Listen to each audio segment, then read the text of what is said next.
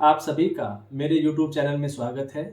आज के इस वीडियो लेक्चर में हम किसी भी स्प्रिंग का बल नियतांक कैसे ज्ञात करते हैं यह जानने की कोशिश करेंगे।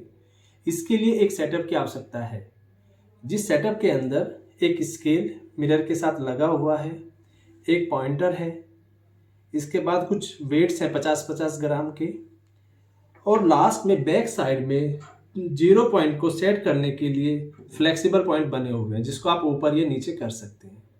तो इस सेटअप को तैयार करने के बाद कैसे आपको ये प्रैक्टिकल परफॉर्म करना है, ये आपको देखना होगा कि जिस स्प्रिंग का फोर्स कांस्टेंट बल नियतांक आपको ज्ञात करना है, वो स्प्रिंग यहाँ पर लगाना होता है। तो इस पूरी प्रैक्टिकल के बाद आपको ये जो स्प्रिंग लगा हुआ है, इस स्प्रिंग का बल नियतांक आपको कैलकुलेट करना होगा। आप स्प्रिंग बदल दीजिए तो उसका जो फोर्स कांस्टेंट है, बल नियतांक है, वो बदल जाएगा। तो जो मिनिमम एसेसरीज हैं, हमारे पास 50-50 ग्राम के 4 वेट हैं। ये पेन है जिससे हम लोग वेट को सपोर्ट करते हैं, वेट रखने के काम आएगा। तो स्टार्टिंग में आपको इस पॉइंटर को 0 पे सेट करना होगा। इस पॉइंटर को 0 पर सेट करने के बाद हम लोग रीडिंग नोट करते हैं और देखते हैं कि अगर वेट 0 है, अभी कोई वेट नहीं है, तो स्केल पर जो पॉइंटर की जो पोजीशन है वो 0 सेंटीमीटर होगी। ये स्केल सेंटीमीटर में है, हमारे पास जो वेट है वो ग्राम के अंदर है।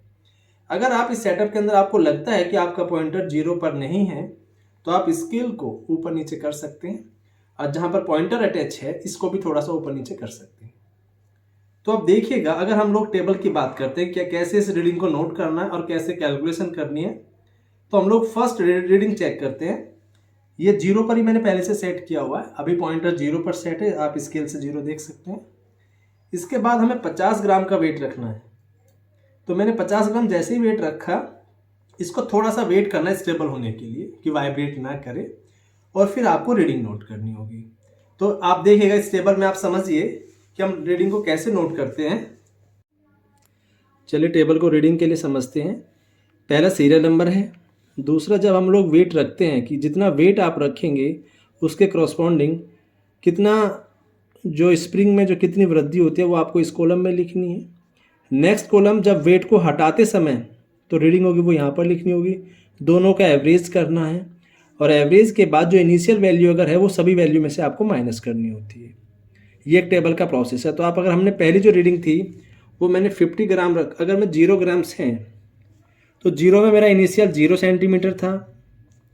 दूसरे केस में मैंने 50 ग्राम रखा हुआ है, तो 50 ग्राम पे आप रीडिंग देखिए इसके अंदर, तो ये 3 सेंटीमीटर आया हुआ है, 3 सेंटीमीटर।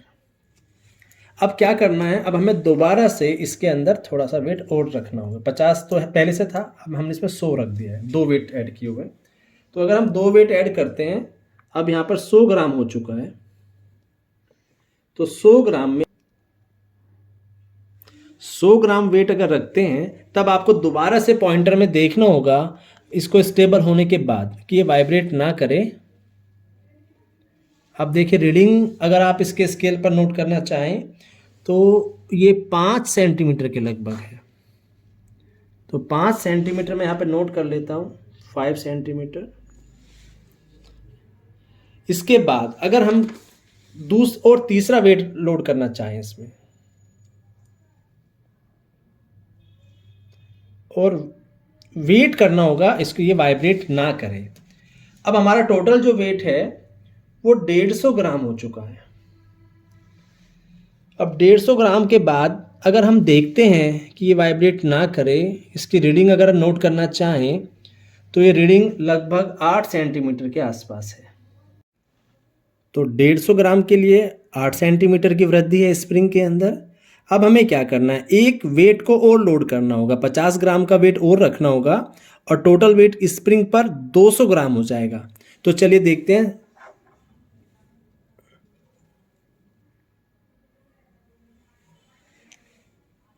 ये अब टोटल कितना वेट हो चुका है, 200 ग्राम। 200 ग्राम वेट का अगर मैं यहाँ पे एक्सपेंशन देखता हूँ कि कितनी वृद्धि हुई है, तो 10.08 सेंटीमीटर। तो अब ये टोटल क्या हुआ कि हमने वन बाय वन वेट रखते गए और इस स्प्रिंग में वृद्धि को नोट करते चले गए। अब क्या करना होगा, अब रिवर्स करना है, अब वेट को अनलोड करना होगा, उतारते समय फिर से रीडिंग नोट करनी है। अब इस स्टेप के अंदर हम 1 बाय 1 वेट को अनलोड करेंगे। वेट को उतारना होगा और उतारते समय रीडिंग को नोट करना है। अभी हमारे पास 200 ग्राम का वेट है और जो रीडिंग है वो 10.0 सेंटीमीटर है। तो फिर एक वेट को अगर हम हटाते हैं तो अब यहाँ पर देखिएगा 50, 50 और 50, 150 ग्राम का वेट है। और 150 ग्राम वेट पर आपको देखना होगा कि जो पॉइंटर है स्टेबल होने के बाद कितनी जो डिस्टेंस है, दूरी है, वो कितनी है। तो यहाँ पर ये लगभग 8 सेंटीमीटर के आसपास है। वेरिएशन नहीं आएगा। जो लोडिंग के समय था, अनलोड में भी, दोनों में अगर स्प्रिंग ठीक है तो उसमें ज़्यादा वेरिएशन नहीं आता है। अब हमारे पास एक वेट को और अनलोड करते हैं, इसको हटाते हैं। तो अब आपके पास जो वेट होगा वो 100 ग्राम का है और 100 ग्राम पर जो रीडिंग है वो 5 सेंटीमीटर होगी। 5 सेंटीमीटर के बाद अभी यहाँ पर वेट जो है, अब हमें एक वेट को और रिमूव करना होगा और एक वेट को रिमूव करने के बाद अब यहाँ पर वेट केवल 50 ग्राम बचा हुआ है और 50 ग्राम की जो रीडिंग है वो 3 सेंटीमीटर है। और अगर मैं ये भी हटा लेता हूँ इस पे से, तो हमारा जो पॉइंटर है वो इनिशियल वैल्यू 0 पर आएगा, 0 सेंटीमीटर पर। अब आपको टेबल को ही ध्यान से समझना है कि आपने क्या किया। एक बार वेट को लोड करते हुए और एक बार वेट को अनलोड करते हुए रीडिंग को नोट कर लिया। अब दोनों वैल्यू को आपका एवरेज लेना है। एवरेज लेने के लिए 0 + 0 0 सेंटीमीटर आएगा, 3 + 3 3 हो जाएगा, 2 से डिवाइड करना है, ये 5 आएगा, ये 8 आ जाएगा और ये 10.0। अब देखते हैं स्प्रिंग की लंबाई में कितनी वृद्धि हुई है। हम लोगों ने इनिशियल में क्या किया था कि जो पॉइंटर 0 वेट के लिए 0 ही डिस्टेंस थी, इसीलिए कोई वेरिएशन नहीं आएगा इस रीडिंग के अंदर। आपको हर वैल्यू से 0 को माइनस ही करना है। अगर किसी कंडीशन में इनिशियल जो पॉइंटर है वो इनिशियल 0 पर सेट ना हो, 1 या 2 सेंटीमीटर में सेट हो, तो आपको हर रीडिंग से वो डिस्टेंस को माइनस करना है। हमारे केस में L1 0 है तो सभी को L1 से माइनस करना है, तो रीडिंग में कोई परिवर्तन नहीं होगा। ये सब सेंटीमीटर की रीडिंग है। ये स्प्रिंग की लंबाई में वृद्धि है। अब आपको क्या करना होगा, ये वेट और ये स्प्रिंग की लंबाई में वृद्धि, हुक के नियम के अकॉर्डिंग आपको एक ग्राफ प्लॉट करना होगा। हुक के का जो नियम है, F जो है वो दूरी के सीधा समानुपाती होता है। हम इसको हटाएं तो kx लिखते हैं। अब आपको x और f के बीच एक ग्राफ प्लॉट करना होगा और जो ग्राफ है सेम रीडिंग के साथ, तो ये ग्राफ की पोजीशन है। यहाँ पर जो स्केल हमने यूज़ किया है वो 10 स्मॉल डिवीज़न बराबर 50 सेंटीमीटर है और जो y एक्सिस है वो 5 स्मॉल डिवीज़न बराबर 1 सेंटीमीटर है। ये x एक्सिस है, ये y एक्सिस है। यहाँ पर जो वेट है 0, 50, 100, 150, 200, ये आप वेट ग्राम्स के अंदर है।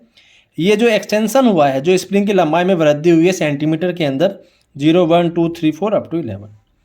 तो जो रीडिंग्स हमने यहाँ पर नोट की थी, इस वेट के अगेंस्ट आपको एक प्लॉट करना है ग्राफ। तो 0 के लिए 0 था, 50 के लिए 3 है, 100 के लिए 5 है, 150 के लिए आपका 8 है और 200 के लिए आपका 10.08 है। तो आपको ये पॉइंट्स बनाने हैं और एक लाइन ड्रॉ करनी है जो लगभग अप्रोक्सीमेटली स्ट्रेट लाइन ही होगी। और लाइन होने के बाद किन्हीं 2 पॉइंट को आप जोड़कर एक ट्रायंगल बनाइए। ट्रायंगल बनाने से क्या होगा कि ये जो एक्सिस है, ये देखिए 50 पर एक पॉइंट है, ये 150 पर है, तो ये 100 सेंटीमीटर होगा। ये जो डिस्टेंस है ये आप यहाँ से देखिए 3 पर है और ये 8 पर है, तो ये 5 सेंटीमीटर होगा। तो नियम क्या कहता है, F बराबर kx, तो k बराबर F/x। F कितना है इस ट्राइंगल के अकॉर्डिंग 10, x कितना है 5, तो 20 ग्राम पर सेंटीमीटर। तो यहाँ पर जो स्प्रिंग कांस्टेंट है, जो बल नियतांक है, उसकी जो वैल्यू होगी वो 20 ग्राम पर सेंटीमीटर होगी। तो जो हम लोगों ने स्प्रिंग को यूज किया था उसका k का जो मान है इस प्रैक्टिकल के लिए वो 20 ग्राम पर सेंटीमीटर है। तो इस टाइप से आप किसी भी स्प्रिंग का बल नियतांक निकाल सकते हैं हुक के नियम की सहायता से। हो सकता है आप लोगों को ये वीडियो पसंद आई होगी। अगर ये वीडियो आपको पसंद आई हो तो मेरे चैनल को सब्सक्राइब करें, वीडियो को लाइक करें और अधिक से अधिक बच्चों के बीच इसको शेयर करें। Thank you.